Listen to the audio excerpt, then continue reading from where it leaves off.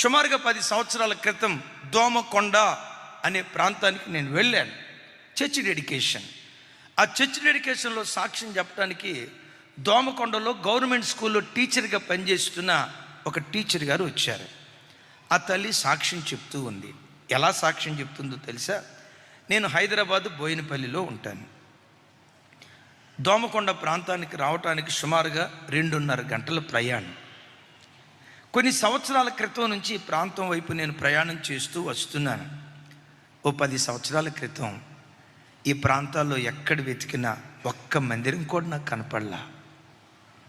నిర్జీవమైన ప్రాంతాలుగా కనపడ్డాయి.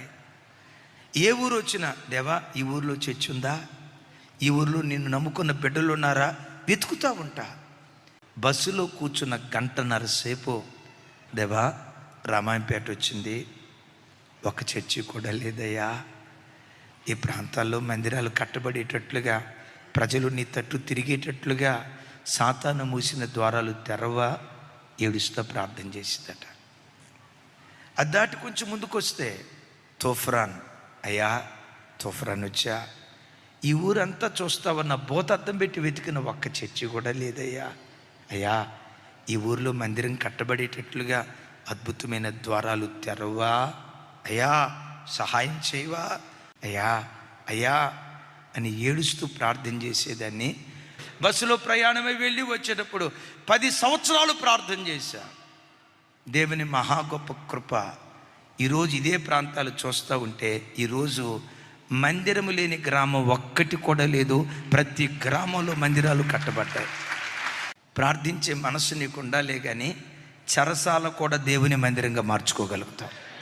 ప్రార్థించే మనసు నీకు ఉండాలే కానీ నీ చిన్న ఇరుకైన గదినే పరలోకపు భవంతిగా నువ్వు మార్చుకోగలుగుతావు.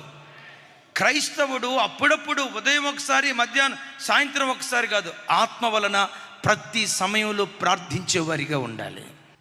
అలాంటి ప్రార్థనా పరుల కొరకు కృపగల దేవుడు వెతుకుతున్నాడు. నేనంట అలా వెతికే గుంపులో నీవు నీ పిల్లలుంటే ఎంత ధన్యులు కదా. నీ ముందు ఒక వ్యక్తి కనబడితే, దేవా ఈ బిడ్డ భక్తిహీనంగా బ్రతుకుతున్నాడు, ఈ ఆత్మ నరకానికి వెళ్ళకూడదయ్యా, ఈ బిడ్డని ఎలాగైనా పరలోకంలో చూడాలి. మాట్లాడుతూనే ఉంటావు, హృదయం మాత్రం ఏదో ఒక విషయం కొరకు ప్రార్థిస్తూ ఉంటుంది.